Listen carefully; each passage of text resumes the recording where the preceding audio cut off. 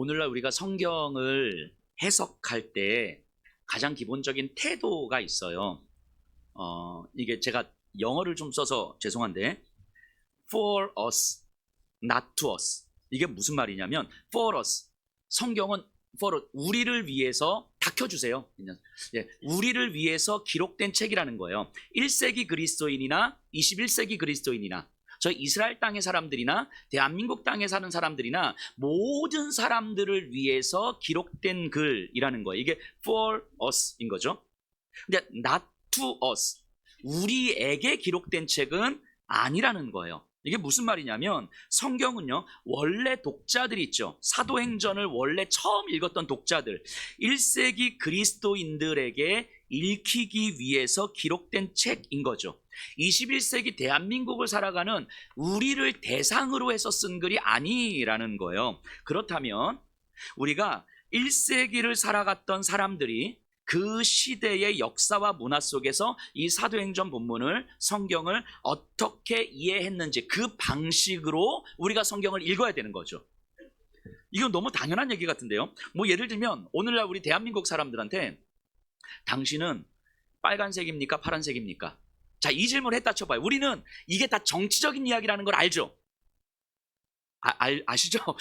이게 어느 쪽이든 이게 빨간색입니까? 파란색입니까? 이 질문 자체가 정치에 관련된 질문이라는 걸 알아요. 왜요? 왜냐하면 우리가 살아가는 이 시대가 지금 이 시대에서 일어나는 일에 대한 질문이기 때문인 거예요. 그런데 1000년이 지났어요. 1000년 후에 저 독일 땅에서 지금 이 질문, 빨간색입니까? 파란색입니까? 이 질문이 기록된 글을 읽는다고 한번 생각해 보세요. 1000년 후에 독일 사람들이 이 글을 읽으면서 도대체 2025년 대한민국 사람들에게 빨간색이야, 파란색이야, 이게 무슨 의미지? 막 엄청 머리 싸매고 고민하지 않겠습니까? 그러다가, 빨간색은 불, 파란색은 물. 그러니까 불을 좋아하는 사람과 물을 좋아하는 사람을 이야기하는 거겠구나. 뭐 이렇게 얼마든지 해석할 수 있죠. 근데 이렇게 해석하면 그럴 뜻은 하지만 원래의 의도와는 완전히 다른 이야기가 돼버리는 거잖아요.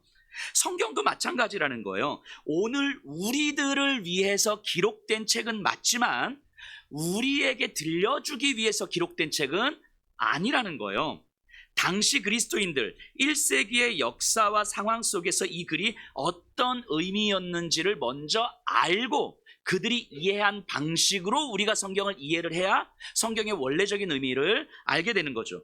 이걸 이해하지 못하면요, 성경을 읽고 나서 완전 딴소리 하는 거예요. 우리에게 들릴 때는 그럴듯하게 들리지만 사실은 성경의 원래적 의미와는 완전히 다른 거죠. 제가 이 말씀을 왜 드리냐면 오늘 본문이 그렇습니다. 당시 유대교를 알지 못하면 이해하기가 쉽지 않은 내용이에요. 오늘 본문에는요, 바리새파가 등장하고요, 사두개파가 등장해요. 이 두 분파가 서로 싸우는 장면이 나오거든요.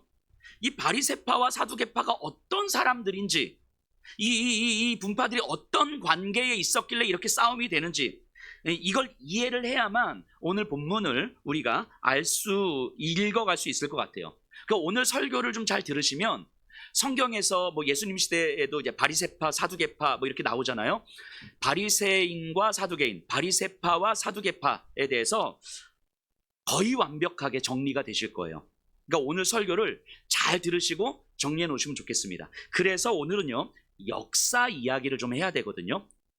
역사 이야기만 나오면 머리 아프신 분들 계실 텐데 오늘은 좀 잘 집중해서 들어주시면 좋겠습니다. 예수님 당시에요, 유대인들 사이에 형성된 종파들이 3개가 있었어요. 바리새파, 사두개파, 에세네파라고 있었어요. 이 에세네파는 이제 소수인데요, 예수님에게 세례를 주었던 그 세례 요한이 속한 집단이라고 알려져 있고요, 세상의 탐욕적 질서로부터 벗어나서 광야에서 순결한 믿음을 지키려는 사람들, 이런 사람들을 이제 에세네파라고 합니다. 근데 이들은 좀 제껴놓고요, 이제 오늘 우리가 다룰 내용이 이제 바리새파와 사두개파인데요, 이 바리새파와 사두개파는 큰 세력을 형성하고 있는 거예요. 각자는 자기들이 정통이라고 믿는 사람들이었어요. 그래서 바리새파는 사두개파를, 사두개파는 바리새파를 보면서 저 짜가들, 저런 이 가식덩어리들, 저런 이 변절자들, 뭐 이런 식의 평가들을 했었죠. 자, 구약 성경이면 말라기로 마무리가 되잖아요. 그리고 마태복음이 시작되기 전 요 역사를요, 신구약 사이에 있는 역사, 그래서 중간기, 중간시대라고 하기도 하고요, 제2성전기 이렇게 말하기도 합니다. 왜냐하면 솔로몬 성전이 무너지고 포로 귀환한 사람들이 성전을 재건했는데 이 재건된 성전의 시기다라고 해서 제2성전기라고 해요. 이 중간기, 제2성전기의 역사적 배경 위에서 신약 성경이 기록된 건 뭐 두말할 필요가 없고요. 그래서 이 중간기를 알지 못하면 신약 성경을 이해하기는 어렵습니다. 오늘 우리가 알아봐야 될 이 바리새파와 사두개파는요, 바로 이 중간기에 본격적으로 등장한 세력들이에요. 그 전부터 조금씩 있긴 했지만 이 중간기 역사를 알아야 이들이 어떤 역사를 가지고 있는지를 알 수 있을 것 같아요. 바리새파는요, 구별되다는 의미를 가지고 있습니다. 이 말뜻 자체가 그래요. 이스라엘이요, 굉장히 오랜 시간 동안 식민지를 겪잖아요. 다양한 나라들에 의해서. 그러다 보니까 이스라엘 백성들이요, 율법을 잊어버리고요, 이방 문화, 특히 지금은 이 헬라 문화 속에서 살아가게 돼요. 그러다 보니까 하나님의 백성, 유대 민족으로서의 정체성 자체가 이제 없어지는 거예요. 점점 더. 그러니까 이들에게 이러면 안 되겠다. 이들에게 하나님이 주신 율법, 우리의 조상 모세, 여호수아가 살아왔던 그 삶의 방식들을 우리가 연구하고 가르치고 그렇게 살아가도록 사람들을 권면해야 되겠다. 이런 사람들이 이제 나타나기 시작해요. 이런 사람들이 바리새인입니다. 그래서 이 바리새인들은요, 혼란스러운 세상에서 율법과 조상들의 전통으로 삶의 질서를 다시 세우려고 했던 사람들이었어요. 그러니까 이 백성들의 입장에서 생각해 볼 때 우리가 바리새인들처럼 살 수는 없지만 저 사람들이 있으니까 우리가 하나님의 백성으로서 명목을 유지하는 거겠구나, 이렇게 받아들이는 거죠. 바리새인들은요, 백성들에게 대단히 존경받던 사람들이었습니다. 사두개인들은요, 솔로몬 왕 때의 대제사장이 사독이었거든요. 이 사독의 후예라고 보는 경향들이 많습니다. 물론 다른 설명들도 있지만 이게 대세인 것 같아요. 그래서 이 대제사장의 후예, 그러니까 성전을 중심으로 대제사장과 제사장들을 중심으로 이루어졌던 분파예요. 그러니까 이들은 성전과 제사를 중시 여기던 사람이죠. 그러니까 이들은 제사와 관련된 율법을 중시 여겼던 거예요. 어떻게 살아갈 것이냐, 삶에 대해서는 그렇게 중시 여기지 않은 거죠.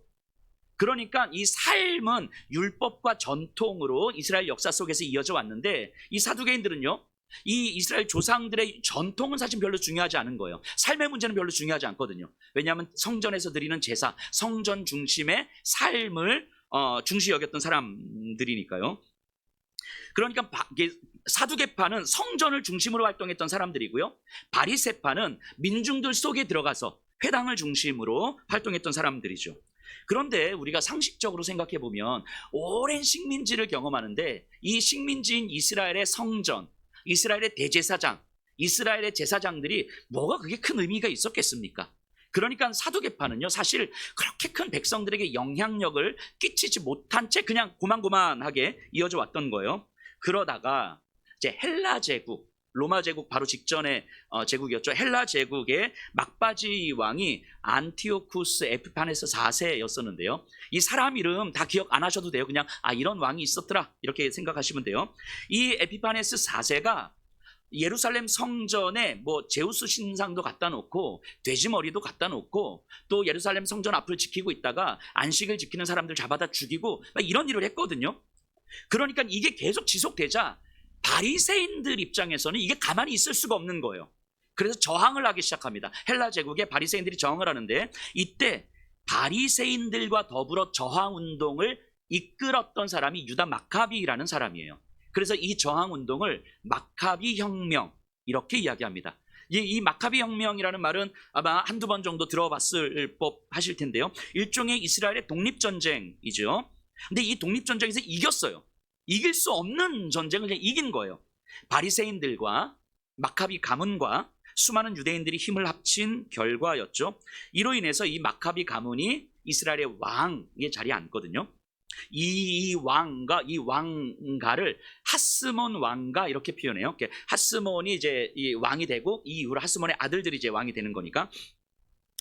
바리새파도 이 독립운동의 이 주도 세력이었으니까 이제 권력의 중심에 있었겠죠. 그런데 어느 날 이 하스몬 왕이 내가 이스라엘의 왕으로 있는데 성전의 대제사장직까지 겸직하려고 하는 거예요. 대제사장직은 이스라엘이 이제 독립하게 되면 대제사장은 사실 하나님의 율법과 제사를 관장하는 사람이기 때문에 굉장히 큰 종교적 권력의 자리인 거죠. 왕이 왕과 대제사장직을 겸직하려고 하는데 구약의 역사 속에서요, 이스라엘 왕 중에서 왕이 제사장직까지 같이 하려고 했을 때 하나님께서 죽이시거든요. 이건 하나님께서 원하시는 게 아니니까. 그러니까 바리새인들 입장에서는 율법을 온전히 지키기 위해서 독립전쟁을 한 거잖아요. 독립전쟁을 했는데 이 왕이 율법을 어기려고 하는 거예요. 자기가 대제사장까지 하려고 하니까. 그래서 바리새인들이 가만히 있을 수가 없죠. 왕이요, 그거 안 됩니다.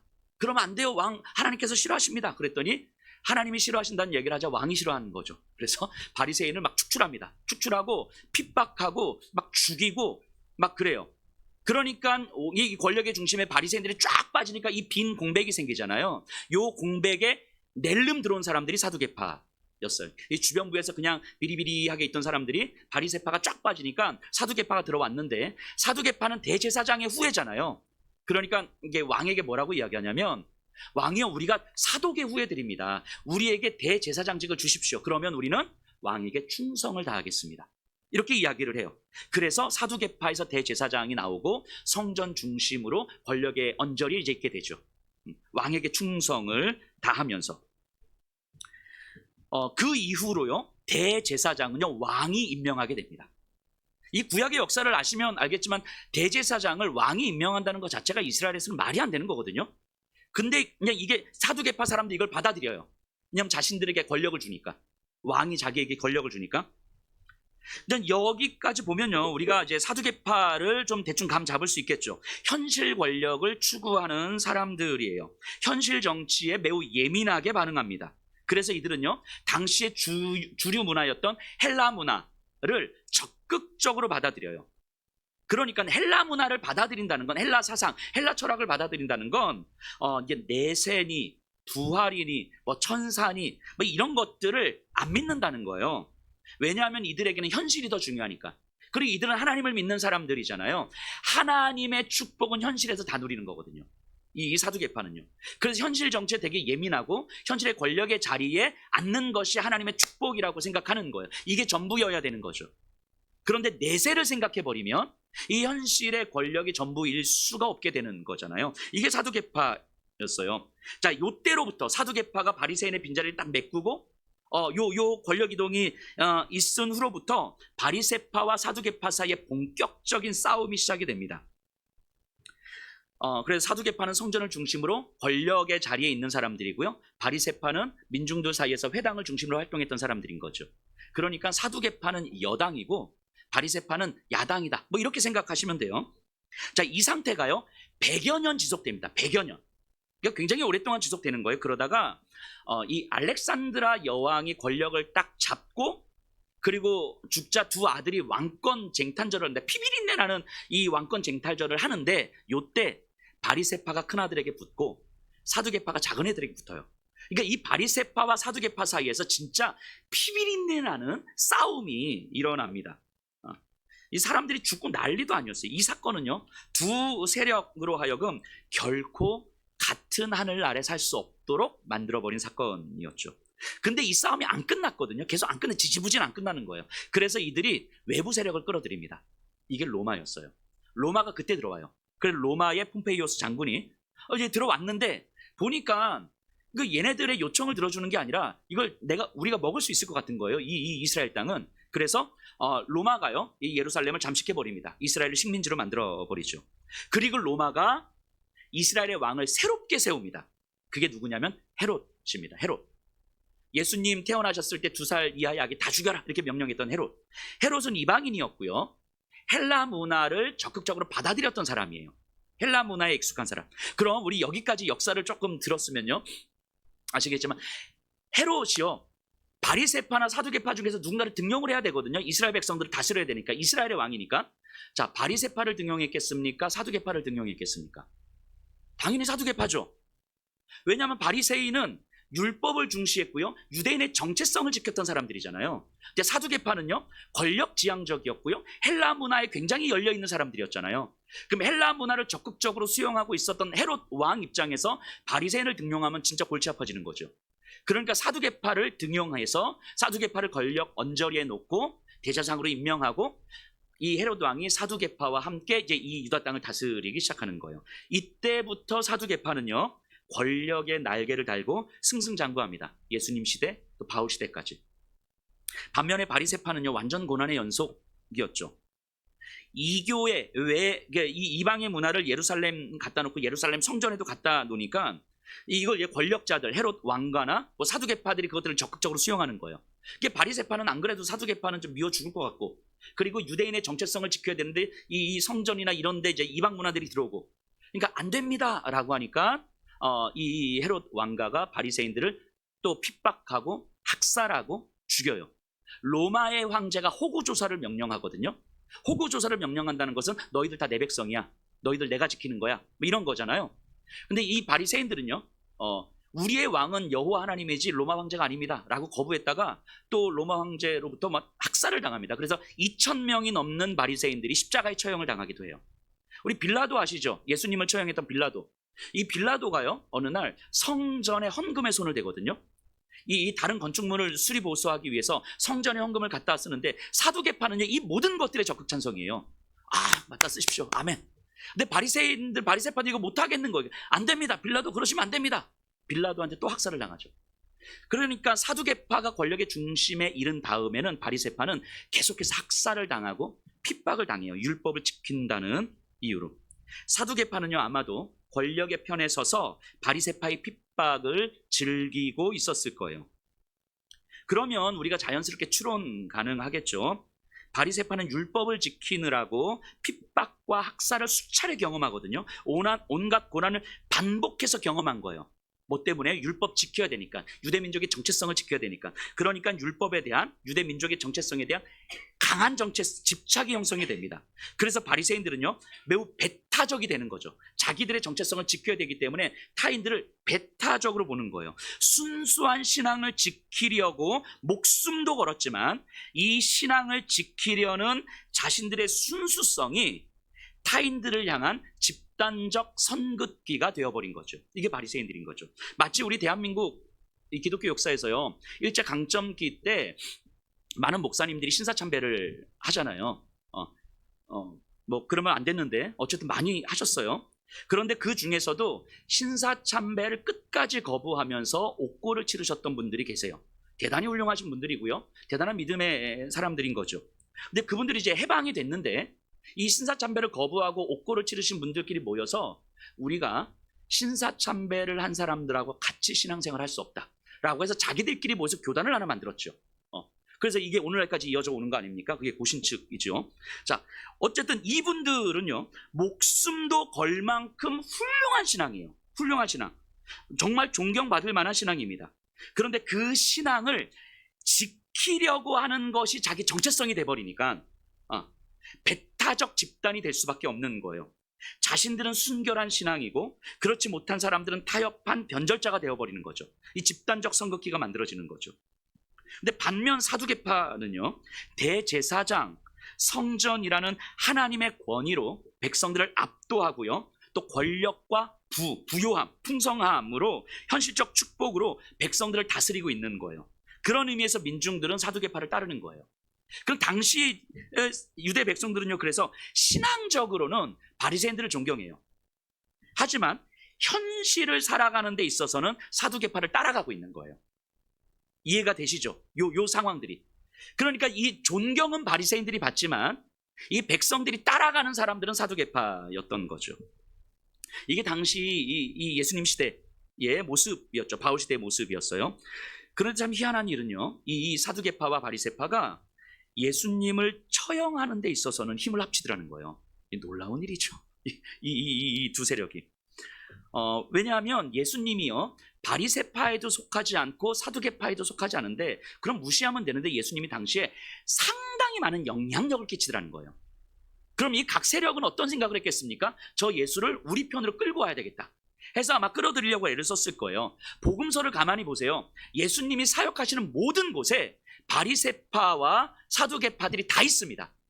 그들이 뭐 예수님의 말씀 듣고 은혜 받으려고 있었겠습니까? 예수님을 자기 편으로 끌어들이려고 예수님 계속 따라다니는 거예요. 그런데 예수님이 결국 자기 편으로 끌어들일 수가 없자 예수를 없애려고 했던 거예요. 왜냐하면 바리새파 아니면 사두개파인데 제3의 세력이 더 큰 세력을 형성하는 것 같으니까 일단은 쟤부터 없애고 우리 다시 한번 싸워보자, 뭐 이런 거겠죠. 그 지금도 마찬가지인 거예요. 23장의 본문도 바울을 천형하는 데 있어서 두 세력이 힘을 합치고 있는 거죠. 여러분, 여기까지 바리새파와 사두개파의 모습이 좀 그려지십니까? 이제 간략하게 이 역사적인 이야기를 했는데 머리 안 아프시죠? 자, 이 정도까지 좀 정리가 되시면 바리새파와 사두개파에 대해서는 거의 대부분 정리되신 거예요. 아주 디테일한 역사적 상황들을 우리가 알지 못한다 할지라도 예수님 시대 바리새파가 어떤 사람들이고 사두개파가 어떤 사람들이, 이 정도만 정리하셔도 충분할 것 같습니다. 자, 이들은요 하나님의 율법을 따른다고 믿는 사람들이죠. 하나님의 이름으로 모든 것을 생각하고 행동하는 사람들이었어요. 예수님을 처형할 때도 이들은 저가 하나님을 모욕하는 자라면서 예수님을 처형한 거예요. 근데 사실은 이들을 움직이는 힘이 무엇이었습니까? 믿음이 아니라 바로 자기 자신이었죠. 내 이 순결한 신앙을 지키려는 자기 헌신을 믿는 바리새파, 그리고 믿음의 결과가 현실의 축복이라고 믿는 사두개파. 결국 둘 다 자기 욕망 아닙니까? 그것이 가장 중요한 원동력인데 믿음이라는 옷을 입고 있는 거예요. 자신들이 만든 믿음의 옷을 입고 있는 시간들이 길어지면서 그것이 진짜 믿음이라고, 자신들이 정통성 있는 믿음이라고 확신하게 만든 거죠. 바리새파도 사두개파도. 그래서 서로가 피 터지게 싸우고 있는 거예요. 이 바리새파와 사두개파는요 인간의 종교성이 가지는 두 양상을 너무 잘 보여줍니다. 한쪽은요 순수한 신앙이라는 이름으로 형성된 믿음에 대한 자기 헌신, 그러니까 믿음을 내가 붙들고 있는 거예요. 내가 정말 헌신적으로 믿음을 붙들면서 나는 순결한 신앙을 가지고 있고 나는 믿음으로 목숨 거는 사람이야. 내 힘이 가득 들어가 있는 거죠. 또 하나는요 그 믿음으로 인해서 누리게 되는 현실적 축복인 거죠. 그 전자는요 이 자기 순결한 믿음을 붙들고 있는 자기 헌신을 믿는 자들은요 매우 독단적이고 배타적인 믿음으로 드러나게 되죠. 집단적 선긋기를 하게 되죠. 필연적으로 그렇게 됩니다. 후자는요 기복주의적인 믿음으로 드러나게 돼 있어요. 복음은요 그 어디에도 해당하지 않습니다. 이 두 모습은요 결과적으로 믿음의 뿌리를 하나님께 두는 것이 아니라 나에게 두고 있기 때문인 거예요. 믿음의 뿌리가 나에게는 내 헌신에 있는 믿음, 내 헌신의 뿌리를 두고 있는 믿음, 이 믿음의 결과를 받은 축복, 내가 누릴 수 있는 이 축복의 뿌리를 두고 있는 믿음, 이 믿음의 뿌리가 나에게 있는 이 종교성이 얼마나 허약한지를 오늘 본문은 잘 보여주고 있습니다. 오늘 본문을 간략하게 좀 살펴보면요 바울이 천부장에게 체포됐는데요 천부장이 이 바울을 재판하기 위해서 산헤드린 공회를 소집합니다. 대제사장과 산헤드린 공의원들 뭐 이렇게 쫙 다 모인 거예요. 뭐 종교적 권력자들이 다 모인 겁니다. 그러니까 바리새파와 사두개파도 다 모여 있는 거예요. 당연히 대제사장은 사두개파겠죠. 우리 23장 1절에서 3절 제가 읽어볼게요. 바울이 공회를 주목하여 이르되 여러분 형제들아 오늘까지 나는 범사에 양심을 따라 하나님을 섬겼노라 하거늘 대제사장 아나니아가 바울 곁에 서 있는 사람들에게 그 입을 치라 명하니 바울이 이르되 회칠한 담이여 하나님이 너를 치시리로다. 내가 나를 율법대로 심판한다고 앉아서 율법을 어기고 나를 치라 하느냐 하니. 자, 이제 어떤 장면이냐면 산헤드린 공의 앞에서 바울이 서서 자기의 신앙에 대해서 이야기합니다. 나는 하나님 앞에 떳떳합니다. 그랬더니 대제사장이 바울 옆에 있는 사람에게 저 입을 쳐라. 자, 입을 친다는 얘기는요 죄인에게 하는 행동이에요. 모독적인 행동인 거죠. 그러니까 바울을 이미 죄인 취급하고 있는 거죠. 근데 바울도 이제 가만히 있지 않습니다. 바울이 이제 만만한 사람이 아니죠. 지금 이 상황은요 바울이 죄가 판단되기 전이잖아요. 율법은요 두세 사람의 증인으로 죄를 증명하라고 했는데 지금은 바울이 죄가 있는지 없는지를 알아보기 위해서 연 재판인 거잖아요. 그러니까 지금 대제사장이 바울에게 한 행동은 율법을 어기는 행동인 거예요. 죄인에게 하는 행동이니까. 그래서 바울이 이렇게 이야기합니다. 당신이 율법을 가르치는 자리에 앉아서 율법을 어기고 있으냐? 이 회칠한 담이여. 라고 이렇게 당당하게 소리를 지르죠. 그러자 4절 5절 곁에 선 사람들이 말하되 하나님의 대제사장을 내가 욕하느냐? 바울이 이르되 형제들아 나는 그가 대제사장인 줄 알지 못하였노라. 기록하였으되 너희 백성의 관리를 비방하지 말라 하였느니라 하더라. 그 옆에 있는 사람이 뭐라고 이야기하냐면 야, 너 감히 대제사장한테 함부로 말해. 대제사장은 사실은 대단한 권력이니까 함부로 말할 수가 없을 거잖아요. 뭐 1대1로 대면해 보기도 참 쉽지 않은 사람인데 이게 대제사장한테 함부로 말해 이랬더니 바울이 뭐라고 이야기하냐면 나는 몰랐습니다. 저딴 식으로 말하는 사람이 대제사장일 거라고는 상상도 못했습니다. 즉 이렇게 이야기하는 거예요. 뉘앙스가. 자, 이걸 전문 용어로 뭐라고 합니까? 돌려가기. 뭐 이렇게 얘기하는 거죠. 돌려가기. 아니 저렇게 행동하는 사람이 그리스도인이라는 걸 내가 상상도 못했어요. 이런 거 돌려가게 하는 거죠. 교회 다닌 사람이었어요? 뭐 이런 거. 뭐 그런 분들 안 계시잖아요. 자, 지금 돌려가게 하는 거예요, 바울이요. 자, 그럼요. 이 상황을 상상해 보세요. 지금 여기에는 바리새파도 모여 있고요. 사두개파도 모여 있습니다. 그러면 바리새파와 사두개파의 마음이 각각 어떠했을지 좀 상상이 되실까요? 바리새파는 어떤 마음이었을까요? 속 시원하죠. 잘했다. 사두개파는요 지금 부글부글 끓고 있는 거예요. 지금 저 봐라. 우리도 함부로 대하지 못하는 저 대제사장한테 돌려가? 뭐 이렇게 대놓고 돌려가고 있는 거죠. 자, 이 분위기를 느끼셔야 돼요. 이 분위기를 느끼셔야 6절부터의 분위기가 이제 읽혀지는 거예요. 제가 읽어볼 테니까 이 분위기 속에서 이해를 해보세요.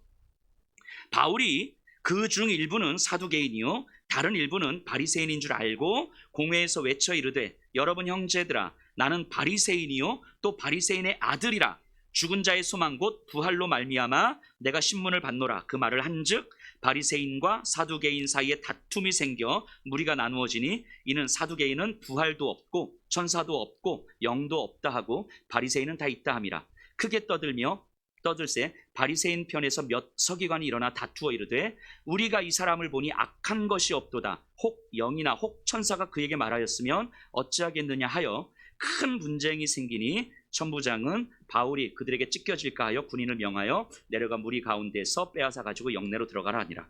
자, 이 분위기를 좀 읽으시면서 흐름을 이어가면요, 바울은 이 분위기를 이제 한껏 이제 달아오르게 한 거잖아요.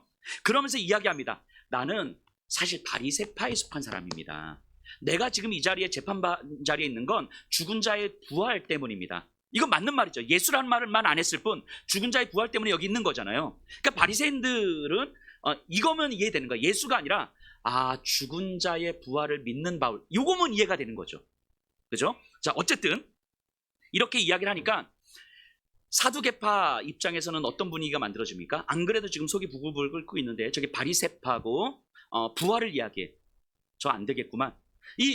사실 우리가 그런 거잖아요. 이 사람이 나하고 내가 그렇게 싫어하지 않아. 근데 내가 진짜 싫어하는 사람하고 친해. 그럼 싫은 거잖아요. 우리 그런 거 많이 경험하죠. 이 사람 나 별로 감정 없는데 저 사람하고 되게 친하네? 그럼 나한테 원수가 되는 거예요. 그죠? 이 사람이 내가 별로 좋지 않은데 저놈하고 원수네? 그럼 내 편 되는 거죠. 지금 사두개파와 바리새파가 딱 그거예요. 바리새파 입장에서는 지금 바울이 원수 같은 처형해야 되는데 갑자기 바울을 변호하기 시작하는 거예요. 그렇지. 바울, 그렇지, 그럴 수 있지. 그러니까 사두개파 입장에서는 뭐야 저것들 하면서 이제 막 분노가 일어나기 시작해요. 그러자 바리새파 중에 몇 명이 이렇게 이야기를 해요. 야, 사두개파 니들 잘 들어봐. 바울이 말한 게 천사가 했던 말이었으면 니들 어떡할래? 니들 천사 안 믿지? 이 세상이 전부인 것처럼 살아가는 이 배부른 돼지 새끼들아. 뭐 이런 거예요. 지금 뉘앙스가 이런 거예요. 그러니까 우리가 번역을 해놔서 이게 되게 점잖은 표현처럼 느껴지지만 분위기가 그런 분위기가 아니에요. 지금 감정이 한껏 고조돼서 지금 바리새파와 사두개파 사이에 막 진짜 치고받고 싸움. 여기서 이 정도 분위기 되면요, 옳고 그름은 없어지는 거예요. 우리 어떤 분인지 아시겠죠? 무엇이 옳으냐 그러냐 없어지는 거예요. 일단 사두개파를 일단 죽여야 되는 거예요. 사두개파는 바리새파를 죽여야 되는 거예요. 근데 바울이 바리새파 편이라고 말을 해주니까 이제 바리새파 편에서는 막 일어나다가 야, 니들은 이 땅이 전부인 것처럼 살아가잖아. 이 배부른 돼지들아. 이렇게 막 공격적으로 나오는 거죠. 그러니까 개싸움 되는 거죠, 지금. 지금 이 상황은요, 여기 9절, 10절에 보면 큰 분쟁이 생기니, 요 분쟁이라는 말은요, 진짜 말 그대로 개싸움 났다 이 얘기예요. 막 멱살 붙들고 쌍욕하고 치고받고 싸고 막 이거 했다는 이야기예요. 좀 이게 한글로 번역되니까 되게 점잖은 상황처럼 사두개파 저기 있고 바리새파 여기 있고, 야, 바울이 우리 편이래. 야, 아니야, 바리새인들 그런 거 아니야. 이런 분위기가 아니라는 거예요. 그냥 달려 들어가서 멱살 잡고 머리끄댕이 잡고 쌍욕하고 싸우는 그런 분위기라고요, 지금. 요 분위기를 읽으셔야 돼요. 바리새파와 사두개파가 왜 이런 싸움을 하게 되는지는 역사적으로 아시겠죠. 자, 이들이 모여있는 이유가 뭡니까? 지금 바리새파와 사두개파가 하나님의 이름으로 모여있는 거예요. 예수님을 고소하고 처형할 때에도 하나님의 이름으로, 바울을 재판하는 자리도 하나님의 이름으로 모여있는 거예요. 믿음으로 모인 이들이요, 믿음을 이야기하면서 믿음과 전혀 상관없는 일에 분노하면서 개싸움하고 있는 거예요, 지금 요 상황이요. 이게 이들의 믿음의 실체라고 이야기하는 거예요.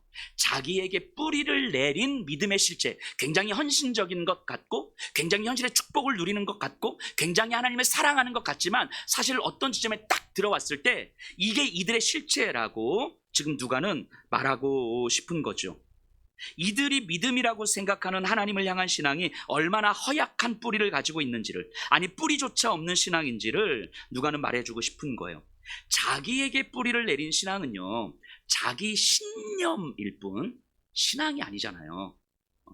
여러분, 신앙은요, 하나님께 뿌리를 내리고 있는 거예요. 성부 하나님의 사랑과 성자 하나님의 순종과 성령 하나님의 내주하심에 뿌리를 두고 있는 거예요. 삼위 하나님, 창조주 하나님 안에 있는 피조물로서 나를 바라보는 시선, 이게 신앙인 거예요. 내가 기준이고 내가 주인이 아니라 나는 창조주 하나님 안에 있는 피조물이라는 시선으로 나를 바라보는 것, 이게 신앙이에요. 그래서 때로는 내가 불편하고 내가 억울하고 내가 상처를 받을 수 있지만, 이것이 그 하나님의 사랑 안에서 해석되고 받아들여질 수 있는 신앙, 잘 안 된다 할지라도 이것을 사모하는 신앙인 거죠. 하지만 신념은 자기를 건드리는 것이에요. 나를 건드리는 것이 마치 하나님을 건드리는 것처럼 생각하는 거예요. 나를 건드리는 것이 마치 믿음을 건드리는 것처럼 생각하는 거예요. 왜냐하면 나는 올바른 믿음의 소유자라고 착각하니까. 그러니까 지금처럼 내가 올바른 믿음이고 나는 하나님의 마음을 온전히 품고 있고 하나님 나를 온전히 사랑하셔. 그러니까 그 하나님의 이름으로 지금 개싸움하고 있는 거죠. 이게 이들의 실체라고 이야기하는 거죠. 우습죠. 너무 진지하게 믿음의 이름으로 개싸움하고 있는 이들, 굉장히 우습지 않습니까? 그런데 오늘날 이 시대에도, 이 당시 교회들에게도, 21세기 이 시대에도 사실은 어쩌면 우리가 익숙하게 볼 수 있는 모습 혹시 아닐까요? 나를 건드리는 것이 하나님을 건드리는 것처럼 착각하는 것, 나를 건드리는 것이 내 믿음을 건드린다고 착각하는 것, 그래서 마치 내가 믿음의 기준인 것처럼, 내가 올바른 믿음의 소유자인 것처럼 반응하는 그런 모습들이요. 앞서 인간에게, 나에게 뿌리를 둔 종교성, 이 두 가지 양상에 대해서 이야기했잖아요. 이렇게 현실의 고난 속에서 순수한 신앙이라도 붙들려는 내 헌신으로 내가 만족하고 위로하는 신앙, 내 헌신, 내 열심, 내가 이걸 믿음이라고 생각하는 그것으로 만족하고 위로하는 거죠. 이걸로 우리는 위로를 받아요. 그래도 나 이런 신앙 가지고 있어, 뭐 이런 거. 또는 현실의 성공과 돈, 건강으로 인해서 위로를 받아요. 내가 이렇게 믿음 생활하니까 하나님 이런 거 주셨어.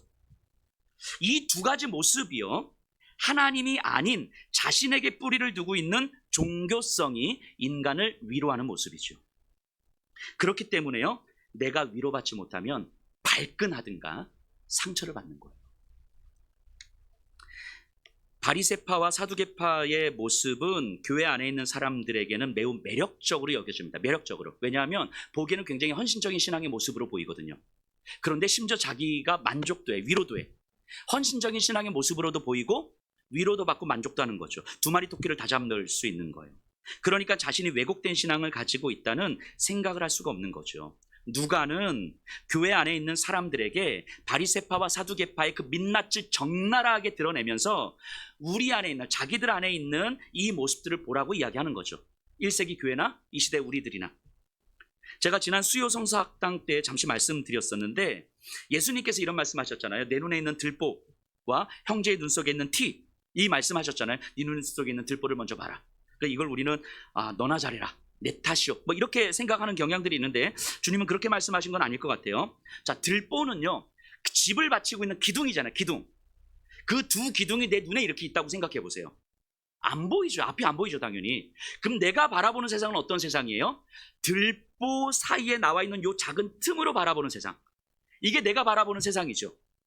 이게 나에게는 전부고 옳은 거고 맞는 거예요, 요 세상이. 근데 이렇게 작은 틈으로 바라보고 있는데 앞에 우리 이 집사님 보니까 눈에 이게 티가 있네. 너무 좋은 마음으로, 선한 마음으로, 우리 집사님을 도와주려는 마음으로 요 틈을 보면서 집사님 내가 저 눈티 뽑아줄게요, 이렇게 하다가 눈알 뽑는 거예요. 눈알을. 선한 마음으로 눈알을 확 뽑아버리는 거예요. 주님이 이거 얘기하는 거예요. 그래서 주님이 뭐라고 말씀하시냐면 형제의 눈에 티를 뽑아줘. 근데 어떻게 해요? 네 들보를 제거해서 밝히 본 후에 형제의 티를 뽑아주라, 이렇게 말씀하시잖아요. 들보는요, 내가 세상을 바라볼 때 나를 제한하는 한계죠. 내 경험일 수도 있고요, 내 감정일 수도 있고요, 내 상처일 수도 있고요, 내 확신일 수도 있고요. 그것이 무엇이든지 내 안에 있는 것들로 제한된 시선으로 세상을 볼 수밖에 없다는 거예요. 그러니까 들보가 없는 사람은 없습니다. 다 있어요. 그런데 내가 보는 시선이 옳지 않을 수도 있음을 알 때, 내가 보는 시선이 틀릴 수도 있다는 것을 알 때, 그러면 어떻게 해야 내가 밝히 볼 수 있겠습니까? 주의 말씀에 비추어서 내 안에 있는 들보를 바라보고 들보를 깨뜨리면 이제 밝히 보게 되는 거죠. 여러분, 바리새파와 사두개파는요, 자신들만의 들보가 있잖아요. 들보 사이에 있는 그 틈으로 보는 세상이 옳은 거라고, 확실한 거라고 믿고 있는 거죠. 그것이 하나님의 마음이라고 그렇게 착각하고 있는 거예요. 자신들이 틀렸을 거라는 생각을 못해요. 하지만 바울 앞에서 저들의 실체가 적나라하게 드러나고 있는 거죠. 그러니까 성경을 읽고 있는 독자들은요, 바리새파와 사두개파의 들보가 너무 오랜 시간 자기들의 경험, 수많은 경험과 함께 형성되어 왔기 때문에 너무 자연스럽게 저들의 일부가 되어 있다는 사실을 아는 거예요. 그래서 바리새파와 사두개파가 자기의 들보가 들보라는 사실을 모른다라는 사실을 아는 거죠. 이걸 지금 누가는 말해주고 싶은 거잖아요. 자기들의 신념일 뿐 하나님을 향한 믿음이 아닐 거라는 걸 아는 거죠. 성경을 읽는 독자들은요, 바리새파와 사두개파가 하나님을 향해 정말 헌신하고 열심을 다하고 있다는 사실을 알아요. 그러나 결국 자기 힘 의지하는 것 외에는 남는 것이 없음을 또한 알지요. 하나님이 저들을 얼마나 사랑하는지조차 누리지 못한 채 버티고 있는 저들을 보게 되는 거예요. 하나님 바리새파 사두개파도 사랑하시잖아요. 그래서 바울이 이야기하잖아요. 로마서 11장에서 내 저 골육들, 바리새파 사두개파, 저 사람들의 구원을 위해서 내 목숨도 걸 거라고 이야기하는 거잖아요. 하나님 사랑하신다고 말씀하시는 거잖아요. 그러면서 이 성경을 읽고 있는 독자들은요, 자신들도 돌아봤을 거예요. 자기들 안에 있는 이 들보들, 바리새파와 사두개파와 같은 모습들, 반복되는 고난과 절망 속에서 내 믿음 하나 지켜보겠다고 온 힘 다해 애쓰고 있지만 그러면 그럴수록 점점 더 지쳐가는 자신들을 보게 됐을 거예요. 아, 이게 바리새파의 모습이었을 수 있겠구나. 그런 이 성도들에게 이 본문을 통해서 하나님 이렇게 말씀하시는 거죠. 너 그렇게 힘쓴다고 해서 네 믿음 지켜지지 않아. 너의 믿음은 네가 지키는 게 아니라 내가 지켜주는 거야. 너의 힘에 기대지 말고 나에게 기대라. 나는 너를 지켜줄 수 있는 아버지다. 이거 말씀하시는 거 아닙니까? 또 열심히 믿으면 믿을수록 더 많은 축복을 누릴 수 있다고 생각하면서 붙들고 있는 돈, 건강, 자존심, 자녀, 안전, 그러다 어느 순간 내가 붙들고 있는 걸 보니까 앙상한 가지밖에 없는 것 같은 거죠. 이런 자신을 발견하게 될 때 하나님 이렇게 말씀하시는 거죠. 너 그렇게 붙들고 싶어하는 것들, 그거 없다고 해서 너 무너지지 않아. 그런 것들 때문에 너 무너지도록 내가 너를 내버려 두지 않아. 왜냐하면 나는 너의 아버지니까. 이거 말씀하시는 거죠. 내 힘으로 내 믿음 지키려고 할 때, 내 믿음으로 현실의 축복을 갈망하게 될 때 성경은 말씀하시는 거예요. 하나님 말씀하시는 거예요. 그러면 너만 힘들어. 말씀하시는 거예요. 그러면 결국 너만 지쳐. 그러면 결국 누군가를 원망하다가 하나님을 원망하게 돼 있어. 성경이 이렇게 이야기하는 거예요. 그게 우리에게 얼마나 큰 힘든 일인지 하나님 아시는 거죠. 그래서 하나님이 너를 지킨다는 사실을 알려주고 싶으신 거예요. 우리를 지탱해 주는 힘은요, 바리새파의 믿음도 사두개파의 믿음도 아니라는 걸 하나님은 우리가 깨닫기를 원하시는 거예요. 여전히 힘주고 있는 우리에게, 여전히 하나님의 자리를 내가 차지하려고 있는 우리에게 말씀하시고 또 말씀하시는 거죠. 그리고 그 말씀에 나를 노출시키다 보면 그러다 정말 어느 날 문득 내가 너무 많이 지쳐 있다는 사실을 깨닫게 될 때 여전히 나를 사랑하시는 하나님의 사랑이 훅 들어오는 거예요. 내가 너무 많은 힘을 주고 나를 지키려고 하다가 누군가를 원망하고 있다는 것을 깨닫게 될 때, 무언가를 끊임없이 바래왔지만 앙상한 가지를 붙잡고 있는 것 같은 자신을 깨닫게 될 때, 그때 여전히 나를 사랑하고 계시며 이 말씀을 계속 하고 계셨다는 사실을 문득 깨닫게 되는 거예요. 내가 믿음도 없는 것 같고 믿음도 못 지키는 것 같고 내가 이제는 더 이상 하나님의 자녀도 아닌 것 같아서 내 믿음이 바닥나 있을 그때에도 하나님은 여전히 나를 사랑하고 계셨고 이것을 말씀하고 계셨다는 사실을 깨닫게 되는 거예요. 그래서 내가 온전히 헌신하지만 내 헌신이 나를 지키는 것이 아니었구나. 내가 아무리 순결한 신앙을 가지려 한다 해서 순결한 신앙이 되는 건 아니었구나. 하나님의 축복이라고 믿는 그 현실적인 것들이 아무리 많이 있어도 여전히 공허할 수밖에 없는 거구나. 현실적 축복이 하나도 없는 것 같은 인생이어도 하나님은 결코 나를 내버려두지 않으시는 거구나. 이 사실을 우리 인생에서 조금씩 알게 되는 거예요. 삼위일체 하나님 안에 있는 피조물이구나. 삼위일체 하나님의 자녀이구나. 이것이 깨달아져 가는 거예요. 그래서 이것을 경험해 가면 갈수록 우리의 입술을 통해서 이게 고백이 되는 거죠. 나의 나된 것은 하나님의 은혜로 된 것이니 하나님의 은혜로 되지 않은 것은 하나도 없습니다. 이것이 우리의 입술 가운데 고백이 되는 거예요. 내가 나를 지키려고 하는 그 어떤 힘도 나에겐 절대 소망이 될 수 없다는 사실을 깨닫게 되는 것. 나를 향한 그 하나님의 사랑만이 내 인생의 소망일 수밖에 없는 것. 이걸 깨닫고 고백하게 되는 거예요. 그 고백이 여러분들의 평생의 인생에 고백되기를, 경험되기를 간절히 소망합니다. 우리 다 같이 일어나죠.